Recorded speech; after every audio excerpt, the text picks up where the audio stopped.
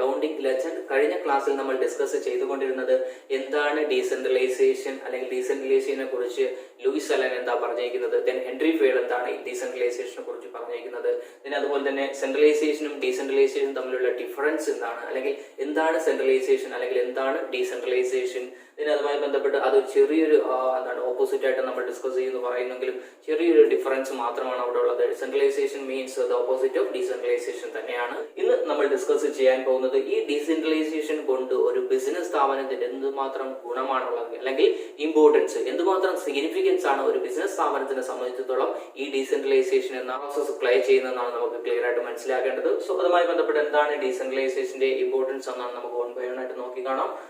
സാധാരണ നമ്മൾ ഡീസെൻട്രലൈസേഷന്റെ ഇമ്പോർട്ടൻസ് ചോദിക്കുമ്പോൾ പരീക്ഷ വ്യൂ പോയിന്റിലാണെങ്കിൽ തീർച്ചയായിട്ടും എന്താണ് സെൻട്രലൈസേഷൻ അല്ലെങ്കിൽ എന്താണ് ഡീസെൻട്രലൈസേഷൻ എന്ന് ഒരു 2-3 സെന്റൻസ് എഴുതിയതിനു ശേഷം മാത്രമേ ഈ എന്താണ് അല്ലെങ്കിൽ ഇമ്പോർട്ടൻസ് ഓഫ് ഡീസെൻട്രലൈസേഷൻ നമ്മൾ ക്ലിയർ ആയിട്ട് എഴുതി തുടങ്ങാവൂ.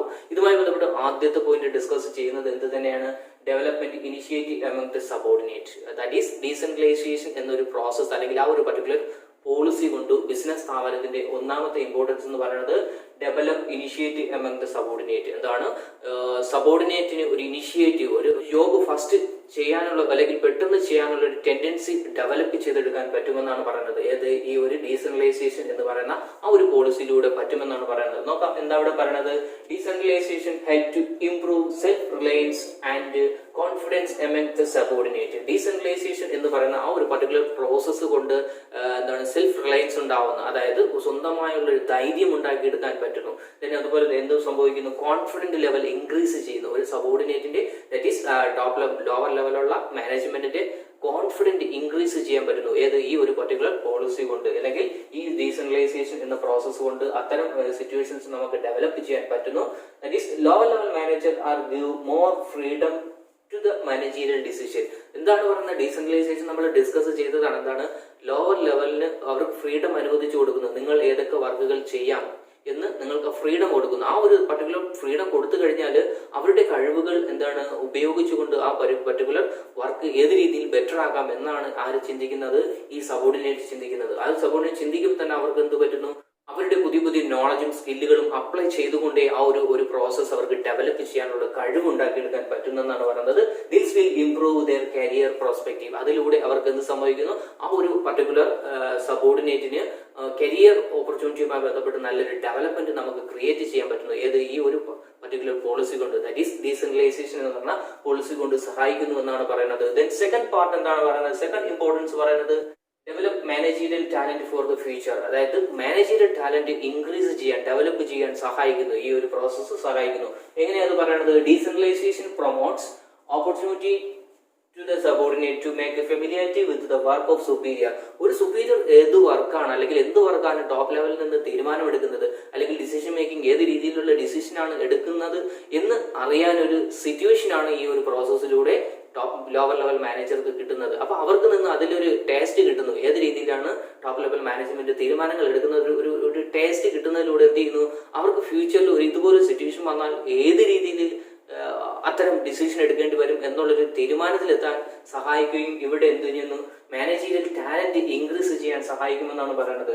It make them better leaders and decision maker. അതിലൂടെ എന്ത് സംഭവിക്കുന്നു, അവർക്ക് നല്ലൊരു ലീഡർ കപ്പാസിറ്റി കിട്ടും, അല്ലെങ്കിൽ ഗുഡ് ക്വാളിറ്റി ലീഡർ ഏത് രീതിയിൽ ആയിരിക്കണം എന്നൊരു ഐഡിയ കിട്ടുന്നു. അതിലൂടെ അവർക്ക് നല്ല ഡിസിഷൻ മേക്കറായിട്ട് മാറാൻ പറ്റുമെന്നാണ് പറയുന്നത്.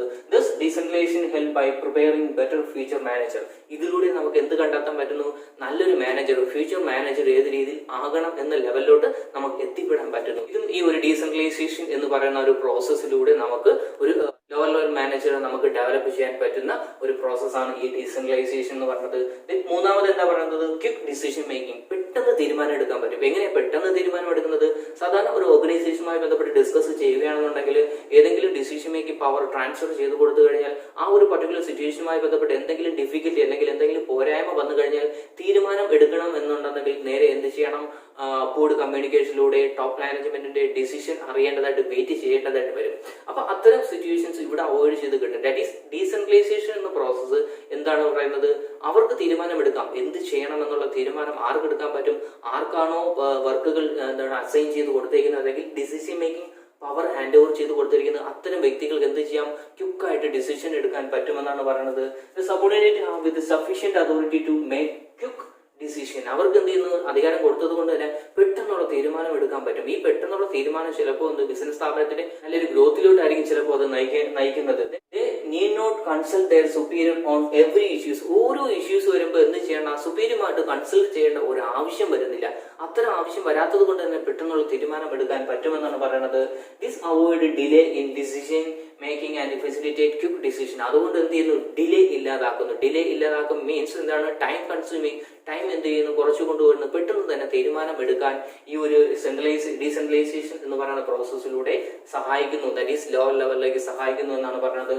നാലാമത്തെ പോയിന്റ് ഇവിടെ എന്താ പറയുന്നത്, relief to the top management. That is top മാനേജ്മെന്റിന് ഫുള്ളായിട്ടുള്ള തീരുമാനങ്ങൾ എടുക്കുന്നതിൽ നിന്നും റിലീഫ് കിട്ടുന്നു. ദാറ്റ് ഈസ് അവർക്ക് എന്തെങ്കിലും ഫ്രീ മൈൻഡിലൂടെ നിൽക്കാം. അവർക്ക് already decision making power pass ചെയ്ത് കൊടുത്തു കഴിഞ്ഞാൽ ഇവർക്ക് കോൺഫിഡന്റ് ഉണ്ടെന്നുണ്ടെങ്കിൽ തീർച്ചയായിട്ടും അവരെന്ത് ചെയ്യും, നല്ല രീതിയിൽ വർക്ക് ചെയ്യുമെന്നുണ്ടെങ്കിൽ top management decision making policy എന്ന് പറഞ്ഞാൽ ടെൻഷനും അതുപോലെ തന്നെ ഫ്യൂച്ചർ ഫോർകാസ്റ്റിംഗ് ഉള്ള വ്യക്തികൾക്ക് മാത്രമേ എന്ത് ചെയ്യാൻ പറ്റുള്ളൂ, ടോപ്പ് ലെവൽ മാനേജ്മെന്റ് ടോപ്പ് ലെവലിൽ നിന്നുകൊണ്ട് ഓരോ കാര്യങ്ങൾ ചെയ്യാൻ പറ്റുള്ളൂ. അവരുടെ ലൈഫിലുള്ള സ്ട്രെസ് എന്ന് പറയുന്നത് വളരെ ഹൈ ആണ്. ആ സമയത്ത് ഈ ഒരു ഡീസെൻട്രലൈസേഷൻ പ്രോസസ്സിലൂടെ അത്തരം റിലീഫുകൾ അവർക്ക് കിട്ടും. ദാറ്റ് ഈസ് അത്തരം ഡിസിഷൻ മേക്കിംഗ് നിന്ന് ക്വിറ്റ് ചെയ്ത് നിൽക്കുന്നത് കൊണ്ട് തന്നെ റിലീഫ് കിട്ടും, അവർക്ക് നല്ലൊരു റിലീഫ് കിട്ടുമെന്നാണ് പറയുന്നത്. Decentralisation relief the top executive from the heavy work load. നല്ല രീതിയിലുള്ള വർക്ക് ലോഡൊക്കെ എന്ത് ചെയ്യുന്നു, ആ ലോഡ് കുറയുമ്പോൾ തന്നെ വർക്ക് ലോഡ് കുറയുമ്പോൾ തന്നെ ഓട്ടോമാറ്റിക്കായിട്ട് നല്ലൊരു റിലീഫാണ് കിട്ടുന്നത്. അവരെ സ്ട്രെസ്സും കുറഞ്ഞു കിട്ടുമെന്നാണ് പറയുന്നത്.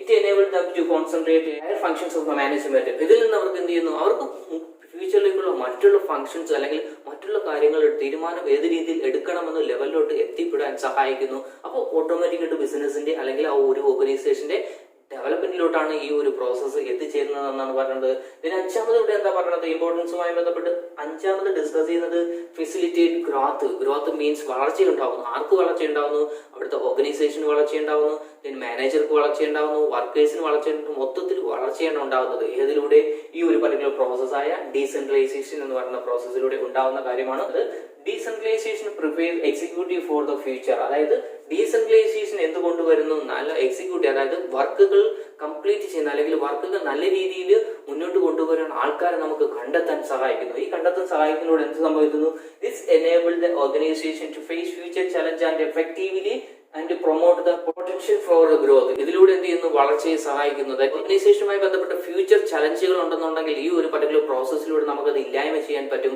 അതിലൂടെ ബിസിനസ് സ്ഥാപനത്തിന്റെ ഒരു ഓർഗനൈസേഷന്റെ വളർച്ച അല്ലെങ്കിൽ ഗ്രോത്ത് ആണ് നമുക്ക് ഇവിടെ കാണാൻ സാധിക്കുന്നത്. ദെൻ ആറാമത്തെ പോയിന്റ്, ലാസ്റ്റ് പോയിന്റ് ഇവിടെ എന്താ പറഞ്ഞത്, ബെറ്റർ കൺട്രോൾ. നല്ല രീതിയിൽ ഒരു കൺട്രോൾ എത്താൻ പറ്റും. ഒരു ഓർഗനൈസേഷനുമായി ബന്ധപ്പെട്ട് നല്ല രീതിയിൽ ലെവൽ ഓഫ് കൺട്രോൾ എന്ന് വെച്ചാൽ വെരി ബ്യൂട്ടിഫുൾ ആയിട്ട് നമുക്ക് കണ്ടക്ട് ചെയ്യാൻ പറ്റുമെന്നാണ് പറയുന്നത്. Decentralisation setup to become easier to fix the standard of performance. ഈ ഡീസെൻട്രലൈസേഷൻ എന്ന് പറയുന്ന പ്രോസസ്സിലൂടെ എന്ത് ചെയ്യാൻ പറ്റുന്നു, ഏത് രീതിയിലാണ് എന്ത് ചെയ്യുന്നത്, ഒരു സ്റ്റാൻഡേർഡ് ഫിക്സ് ചെയ്യാൻ പറ്റുന്നു. നിങ്ങൾ ഇത്രമാത്രം അല്ലെങ്കിൽ അവരുടെ ഓരോ പെർഫോമൻസ്, അതായത് ലോവർ ലെവലിലുള്ള മാനേജേഴ്സിന്റെ പെർഫോമൻസ് നമുക്ക് അളന്ന് തിട്ടപ്പെടുത്തി പറയാൻ പറ്റുന്നു. നിങ്ങൾ ഈ രീതിയിൽ ഡെവലപ്പ് ചെയ്യണം അല്ലെങ്കിൽ ഈ രീതിയിലായിരിക്കണം നിങ്ങളുടെ വർക്കിന്റെ സ്റ്റാൻഡേർഡ് എന്ന് പറയുന്നത്. ഇതിന് താഴെ നിന്നുള്ള ഒരു വർക്ക് നമ്മൾ അക്സെപ്റ്റ് ചെയ്യാൻ പാടില്ല അല്ലെങ്കിൽ ഒരു വർക്കും നമുക്ക് ചെയ്യാൻ പറ്റില്ല. അതുകൊണ്ട് നിങ്ങളുടെ പെർഫോമൻസ് ഈ ലെവൽ തന്നെ ആയിരിക്കണം എന്ന് മുൻകൂട്ടി നമുക്ക് ഫിക്സ് ചെയ്യാനൊക്കെ സഹായിക്കുന്നു. ഈ ഡീസെൻട്രലൈസേഷൻ എന്ന് പറയുന്ന പ്രോസസ്സിലൂടെ സഹായിക്കുന്നു എന്നാണ് പറയുന്നത്. Performance evaluate the performance and take corrective action. അതായത് ഈ പെർഫോമൻസ് ഇവാലുവേറ്റ് ആവും. നമുക്ക് സ്റ്റാൻഡേർഡ് ഫിക്സ് ചെയ്ത് കഴിഞ്ഞാൽ തീർച്ചയായിട്ടും നമുക്ക് ആ ഒരു പർട്ടിക്കുലർ പെർഫോമൻസ്, അതായത് സ്റ്റാൻഡേർഡ് ഓൾറെഡി ഫിക്സ് ചെയ്ത് കഴിഞ്ഞു, then ആക്ച്വൽ വർക്ക് കഴിയുമ്പോൾ നമുക്കത് പെർഫോമൻസിന് എന്ത് ചെയ്യാൻ പറ്റും, സ്റ്റാൻഡേർഡുമായിട്ട് കമ്പയർ ചെയ്തുകൊണ്ട് അതിൽ നമ്മൾ ഉദ്ദേശിക്കുന്ന കണക്ക് ബെറ്റർ ആയിട്ടുണ്ടോ അല്ലെങ്കിൽ നമുക്ക് എന്ത് ചെയ്യാം, ബെറ്റർ ആയെന്ന് കണ്ടുപിടിക്കാം. ഇതിന് നേരെ തിരിച്ചാണെന്നെങ്കിൽ അങ്ങനെ കണ്ടുപിടിച്ചതിന് ശേഷം നമുക്ക് ഇനി ഫ്യൂച്ചർ ഡിസിഷൻ മേക്കിംഗ്, അതായത് ഏത് രീതിയിൽ നിങ്ങൾ ഇനി വർക്കുകൾ കംപ്ലീറ്റ് ചെയ്യണമെന്ന് അവർക്ക് മുൻകൂട്ടി ഡിസിഷൻ കൊടുക്കാൻ അല്ലെങ്കിൽ മുൻകൂട്ടി കാര്യങ്ങൾ പറഞ്ഞു കൊടുക്കാൻ ഈ ഒരു ഡീസെൻട്രലൈസേഷൻ എന്ന് പറയുന്ന പ്രോസസ്സിലൂടെ നമുക്ക് സഹായിക്കുന്നു. ഇതിലൂടെ നമുക്ക് എന്ത് ചെയ്യാൻ പറ്റുന്നു, ലോവർ ലെവലിലുള്ള മാനേജേഴ്സിനെ നമുക്ക് നല്ല രീതിയിൽ കൺട്രോൾ ചെയ്ത് കൊണ്ടുപോകാനുള്ള പവർ കൂടിയാണ് ടോപ്പ് മാനേജ്മെന്റിന് കിട്ടുന്നത്. This will lead to effective control. അതിൽ നിന്ന് മനസ്സിലായില്ലേ, this will lead to effective control. നല്ല രീതിയിൽ എഫക്റ്റീവ് ആയിട്ട് കൺട്രോൾ ചെയ്യാനും ഒരു ഓർഗനൈസേഷനിലെ ടോപ്പ് മാനേജ്മെന്റിന് സഹായിക്കുന്നു. ദാറ്റ് ഈസ് നമ്മൾ ചുരുക്കി പറഞ്ഞു കഴിഞ്ഞാൽ ഡീസെൻട്രലൈസേഷൻ ആ ഒരു പർട്ടിക്കുലർ പ്രോസസ്സ് കൊണ്ട് ബിസിനസ് സ്ഥാപനത്തിന് നല്ലൊരു ഡെവലപ്മെന്റ് ആണ് അല്ലെങ്കിൽ നല്ല രീതിയിലുള്ള വളർച്ചയെ സഹായിക്കാൻ ഒരു നല്ല നല്ലൊരു റോളാണ് ഈ ഡീസെൻട്രലൈസേഷൻ പ്രോസസ്സിലൂടെ നമുക്ക് കഴിയുന്നത്. സോ ഇതുമായി ബന്ധപ്പെട്ട് നമ്മൾ ഡിസ്കസ് ചെയ്യുമ്പോൾ നമ്മൾ തീർച്ചയായിട്ടും അറിഞ്ഞിരിക്കണം. ഈ വീഡിയോയിൽ നമ്മൾ ഡിസ്കസ് ചെയ്തത് എന്താണ്, ഡെലിഗേഷൻ എന്നാണ് ഡിസ്കസ് ചെയ്ത്. സോ ഡീസെൻട്രലൈസേഷൻ ഡെലിഗേഷനും ഒന്നല്ലേ എന്ന് നിങ്ങൾക്ക് തോന്നിപ്പോ അല്ലെ? നമുക്ക് ഇതിന്റെ ഡിഫറൻസ് അടുത്ത ക്ലാസ്സിൽ നല്ല രീതിയിൽ ഡിസ്കസ് ചെയ്യാം. സോ ഇതെല്ലാവർക്കും മനസ്സിലായെന്ന് വിചാരിക്കുന്നു അല്ലെ?